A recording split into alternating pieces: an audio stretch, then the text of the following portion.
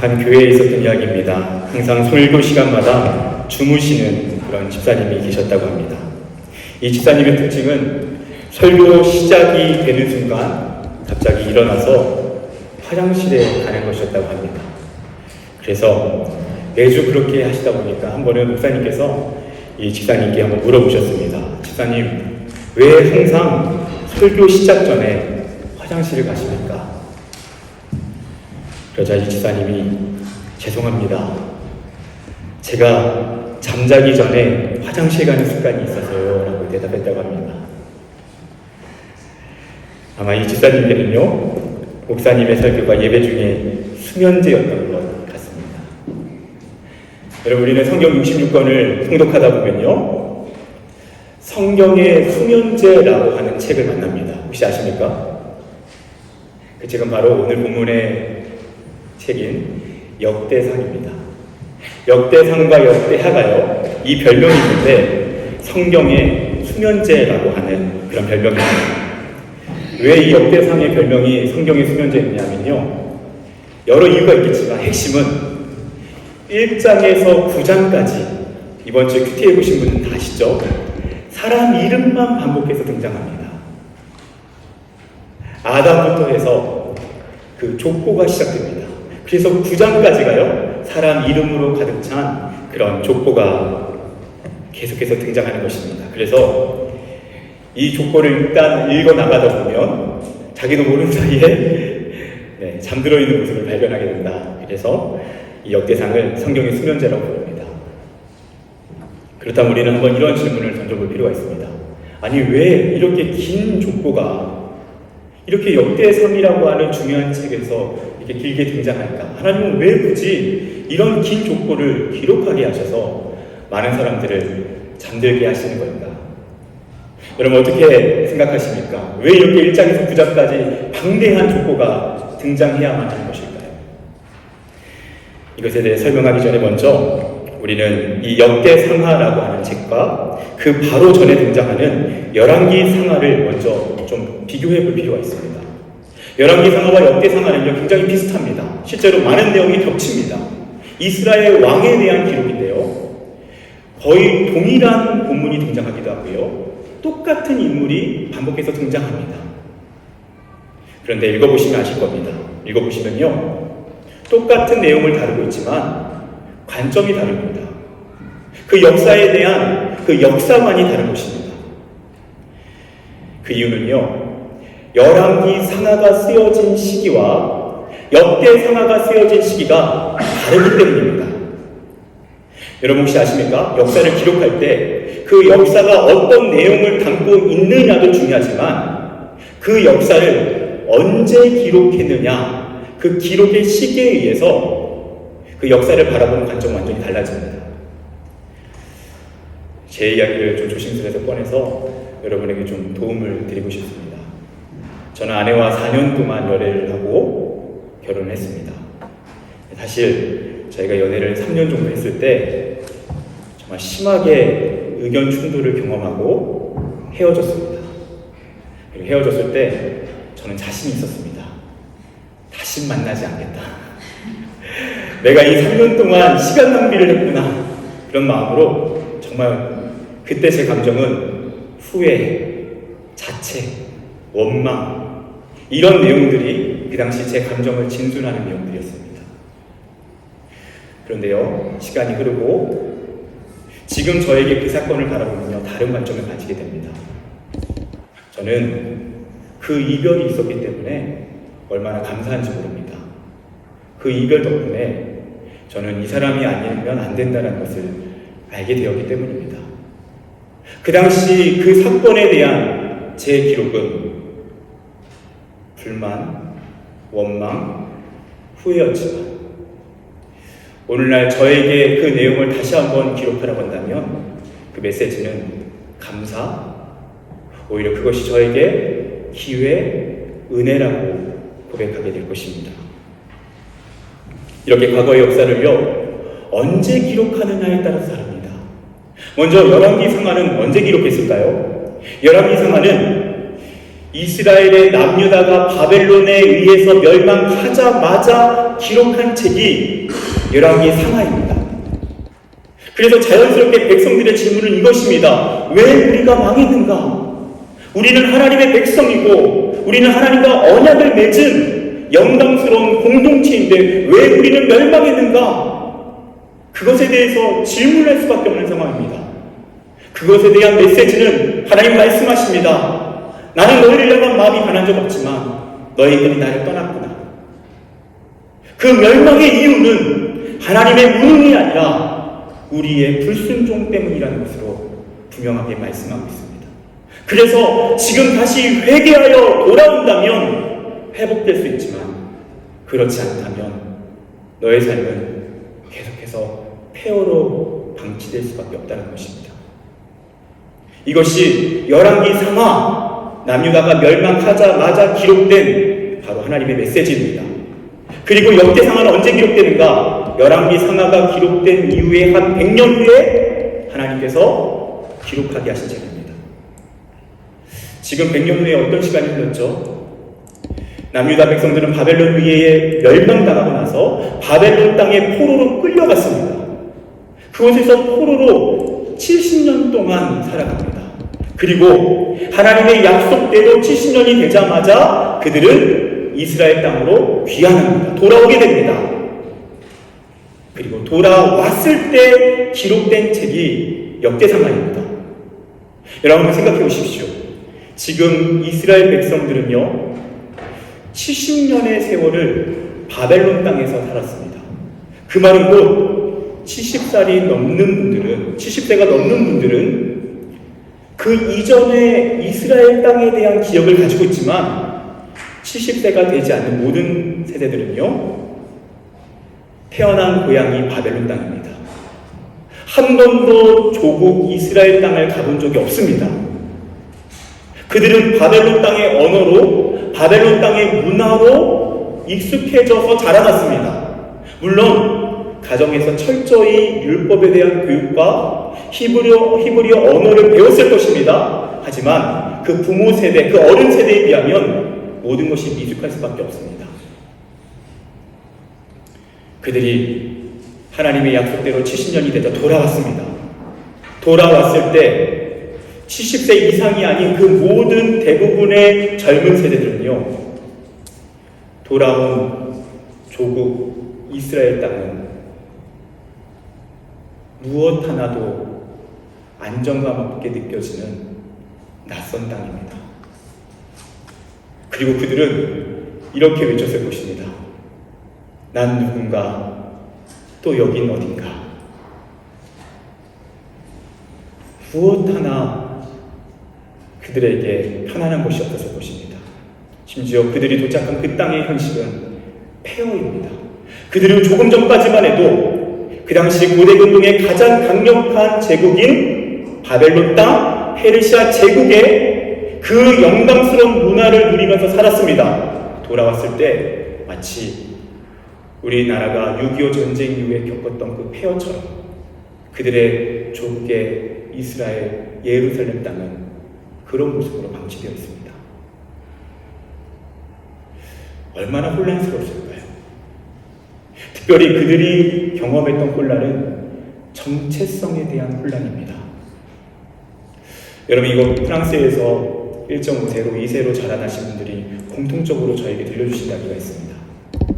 어린 시절 때는 그냥 별 생각 없이 자라다가요 특별히 청소년 정도의 시기가 되면 반드시 거쳐가게 되는 나름대로의 혼란이 있다고 합니다. 그것은 나는 누구인가? 특별히 나는 한국 사람인가? 나는 프랑스 사람인가? 그 정체성의 혼란을 반드시 겪게 된다는 것입니다. 그리고 그 정체성의 혼란을 거치면서 자신이 누구인지를 진지하게 생각하고 그리고 받아들이게 된다는 것이죠. 여러분 이곳에 사는 많은 분들이 공감하실 것입니다.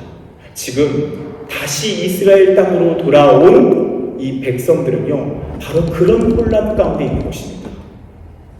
그리고 돌아온 현실은 심지어 폐허의 현장입니다.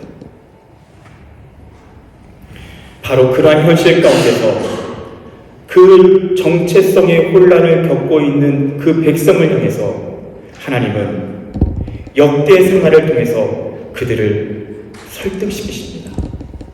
그래서 어떻게 그들을 설득시킵니까? 바로 오늘 본문으로부터 시작되어지는 족보를 통해서 그들을 설득시키시는 것입니다. 너희들이 누구인지, 너희들의 뿌리는 무엇인지, 어디서부터 시작해서 어디까지 너희가 오게 된 것인지를 하나님께서 설명해 주시는 것입니다. 그들은 묻습니다. 우리는 누구입니까? 우리는 왜 멸망했습니까? 그런데도 우리는 여전히 하나님의 백성이 맞습니까?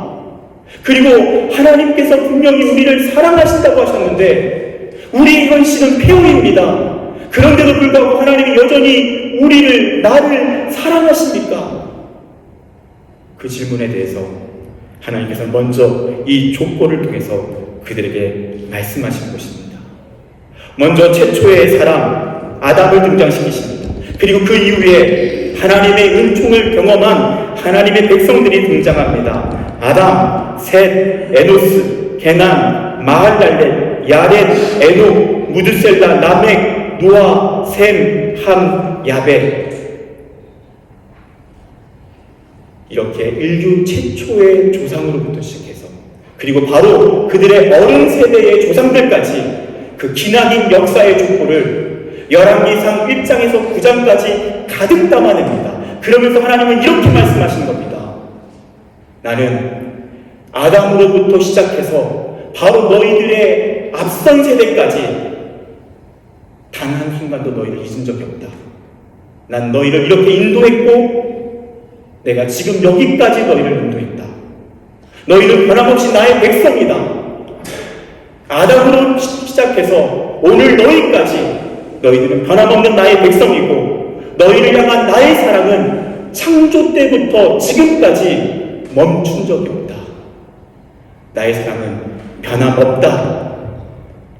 이것이 하나님의 역대상을 통한 족보를 통한 그분의 진심입니다. 사랑하는 여러분, 혹시 이 자리에 하나님께 매를 맞고 혹시 아파하고 계시는 분이 계십니까? 나의 잘못 때문에, 나의 불순종 때문에, 하나님을 떠나 있었기 때문에 어느 순간 내 인생에 폐허가 되어 있구나. 여러분, 그런 아픔을 겪고 있는 분들이 있습니까? 여러분, 지체하지 마십시오. 지금 서둘러 하나님께 돌아오십시오. 그리고 회개하십시오. 십자가로 나아가서 여러분의 모든 죄의 짐을 내려놓고 그 십자가에서 흐르는 예수 그리스도의 피로 여러분의 모든 더러운 죄를 깨끗하게 씻을 수 있기를 축복합니다. 그리고 그 회개를 통하여서 여러분의 삶을 다시 하나님 앞에 새롭게 드리십시오. 그리고 뒤를 돌아보지 말고 다시 회개에 합당한 열매 맺는 삶으로 하나님을 향해 나아가는 것입니다. 여러분, 이것이 열왕기 상하를 통해서 하나님이 주시는 메시지입니다. 그리고 그 메시지를 들었다면, 그리고 회개했다면, 하나님께로 돌아왔다면 이제 여러분이 들으셔야 할 하나님의 말씀은 역대 상의 말씀입니다. 여러분, 변함없는 하나님의 백성입니다. 하나님은 여러분을 한 번도 잊은 적이 없습니다. 아담으로부터 지금 이 자리에 있는 여러분까지 하나님은 끊임없이 여러분을 붙잡고 인도하고 계십니다. 하나님의 사랑은 멈춘 적이 없습니다. 지금 여러분이 그 사랑을 붙잡으신다면 여러분의 지금 그 삶의 자리, 그 폐허는 반드시 하나님 안에서 놀라운 은총의 자리로 회복될 것입니다. 여러분, 오늘 말씀 그렇게 창조로부터 아담부터 이어진 하나님의 백성, 그리고 그 백성이 우리에게도 여전히 유효하다라고 말씀합니다. 하나님의 사랑이 그렇게 창조 때부터 지금까지 멈추지 않다라고 이야기합니다. 네, 여러분, 더 놀라운 것은 무엇인지 아십니까? 에베소서 4장 4절에서 5절의 말씀을 보면요, 더 놀라운 말씀이 등장합니다. 충격적인 말씀입니다. 오늘 말씀에서는 족보가 창조 아담으로부터 하나님의 사랑이 흘러와 우리에게 전해졌다고 얘기하는데요, 이 에베소서 4장에서는 이렇게 말씀합니다. 들어보십시오. 창세 전에 그리스도 안에서 우리를 택하사 그 기쁘신 뜻대로 우리를 예정하사 예수 그리스도로 말미암아 자기의 아들이 되게 하셨습니다. 여러분, 무슨 말입니까? 전능하신 하나님께서 창조 때부터가 아니라 창조 이전부터 여러분을 하셨다는 것입니다. 여러분을 부르셨다는 것입니다. 여러분을 예정하셨다는 것입니다. 그리고 예수 그리스도로 말미암아 오늘 살아가는 저와 여러분을 향한 하나님의 사랑을 드러내시고 그 예수 그리스도의 사랑에 응답하는 사람에게는 내가 너를 얼마나 사랑하는지, 너가 얼마나 나에게 소중한 존재인지, 너는 내 아들이라고 내 딸이라고 하나님께서 그렇게 분명하게 확인시켜 주신다는 것입니다. 내 이름 아시죠? 내 모든 생각도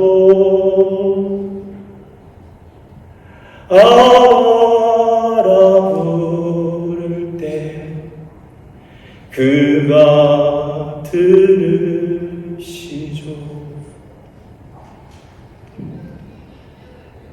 그분은 여러분의 이름을 아십니다. 그분은 여러분의 모든 생각을 아시고요, 여러분의 모든 순간순간을 아십니다. 하실 수밖에 없습니다. 왜냐? 전능하신 그분께서는 창조 이전부터 여러분을 아셨고, 여러분을 계획하셨고, 그리고 지금 이 자리에서 예수 그리스도의 그 복음을 통해서 그분을 믿는 자들에게 그 분명한 진실을 알려주시기 때문입니다.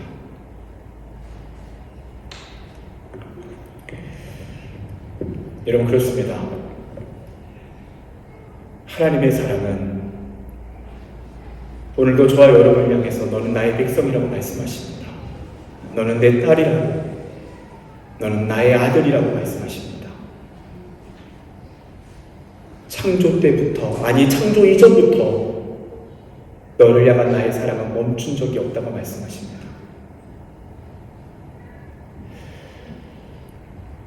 한 이야기를 함께 나누고 싶은데요, 한국의 방송을 통해 송해된 한 이야기입니다. 한태순 씨의 사연입니다. 그분이 1975년 5월에 4살 된 딸을 잃어버렸습니다. 그의 딸은 가장 좋아하는 꽃신을 신고 나가서 거짓말처럼 사라졌습니다. 어머니는 손바닥만한 사진 한 장을 들고 미친 듯이 딸을 찾아 헤맸습니다. 하루도 빠짐없이 경찰서에 가서 우리 딸 좀 찾아달라고 이야기했고요, 그리고 온갖 전단지를 만들어서 그 딸을 제발 찾아달라고 하소연하면서 다녔습니다. 그리고 70세에 고령이 돼서도 실종 아동 찾기 투어 콘서트에 나가서 우리 딸을 찾아달라고, 우리 딸은 이제 40대 후반이 되었을 텐데 아직도 나는 그 딸을 포기할 수 없다고, 그렇게 사연을 전하면서 그 딸을 찾아 헤맸습니다. 그렇게 44년이 지나고 정말 기적 같은 일이 일어났습니다. 그 딸이 미국에서 살고 있었다는 전화를 받습니다. 이 한태순 씨가요, 그 3년 전에 등록해둔 DNA 덕분이라고 합니다. 이 한 씨가 한국의 비영리 단체에 자신의 DNA를 이렇게 맡겼고요. 그리고 미국에 입양 갔었던 그 딸도 미국의 한 업체에 DNA를 맡겼다고 합니다. 그리고 이 두 곳이 정보를 공유하다가 일치하는 DNA를 만난 것입니다. 그리고 44년 만에 이 엄마와 딸을 만납니다. 정말 그 장면은요, 정말 눈물 없이는 볼 수 없는 감동적인 장면입니다. 정말 부둥켜 안고 얼마나 보고 싶었는지 모른다고 그렇게 감동적인 장면을 보게 됩니다. 그리고 이후에 이제 인터뷰를 하는데요, 그 딸인 신경아 씨가요, 이방되어서 그렇게 미국에서 살다가 나중에 성인이 되어서 한국으로 오게 되었다고 합니다. 왜냐? 엄마를 찾고 싶어서, 아빠를 찾고 싶어서 돌아옵니다. 그래서 여기저기 찾아다니다가 자신이 잠깐 머물렀던 고아원을 찾아갑니다. 그리고 고아원 원장님에게 자신의 정보를 이야기하면서 혹시 저를 찾는 사람이 없었냐고, 혹시 저의 부모님이, 저의 엄마가 저를 찾지 않았냐고. 그러자 당신을 찾은 사람은 아무도 없었다는 이야기를 듣습니다. 그리고 미국으로 돌아가서 그 가슴에 한을 안고 살았다고 합니다. 아, 나는 잃어버린 게 아니라 버려졌던 것이구나. 그녀는 자신의 정체성을 버려진 딸이라는 정체성을 삼고 살아갑니다. 그런데 그렇게 어머니를 찾고 나서 그가 알게 된 것은 어머니가 한 번도 잊은 적이 없다는 것입니다. 그 증거물들이 눈에 펼쳐집니다. 자기를 찾기 위해서 어머니가 만들어 놓은 제작된 그 전단지, 방송에 나가서 우리 잘 좀 찾아달라고 얼마 전에 그 고령이 된 어머니가 외치고 있는 그 모습, 44년 동안 한 번도 자신을 잊은 적 없는 어머니를 그는 확인하게 됩니다. 그리고 부모님께 하고 싶은 말이 있냐라는 그 첫 번째 인터뷰에 그 딸은 이렇게 이야기합니다. 엄마, 아빠, 저를 계속 찾아줘서 고마워요. 저를 계속 찾아주셨고 저를 포기하지 않아주셔서 감사해요.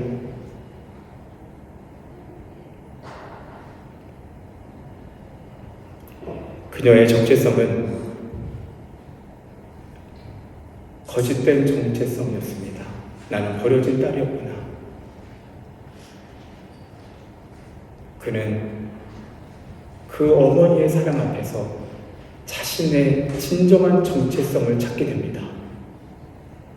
나는 한순간도 잊은 적 없는 어머니의 사랑을 받았던 그 존귀한 딸이구나.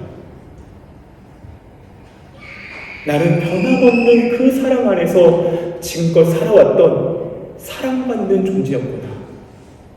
그것이 그녀의 새로운 정체성이 됩니다. 사랑하는 여러분, 여러분의 정체성은 무엇입니까? 여러분은 한국인입니까? 여러분은 프랑스 사람입니까? 그것도 정체성이 맞습니다. 그 이전에 그것보다 더 우선적인 정체성이 있습니다. 여러분은 하나님의 백성입니다. 여러분은 하나님의 딸입니다. 하나님의 아들입니다. 창조 때부터, 아니 창조 이전부터 한순간도 멈춘 적 없는 그 영원한 사랑을 받은 그 사랑받는 존재, 그 하나님의 존귀한 인생, 그것이 여러분의 정체성입니다. 여러분, 오늘 맥주감사 주일입니다. 우리가 하나님 앞에서 무엇에 대해서 감사할까요? 여러분, 우리도요, 이 변함없는 우리의 정체성, 이 변함없는 사랑 앞에서 우리가 이렇게 한번 신경아 씨처럼 고백했으면 좋겠습니다. 하나님 아버지, 저를 계속 찾아주셔서 감사합니다. 저를 계속 찾아주셨고 저를 포기하지 않아주셔서 감사합니다. 변함없이 사랑해 주셔서 감사합니다.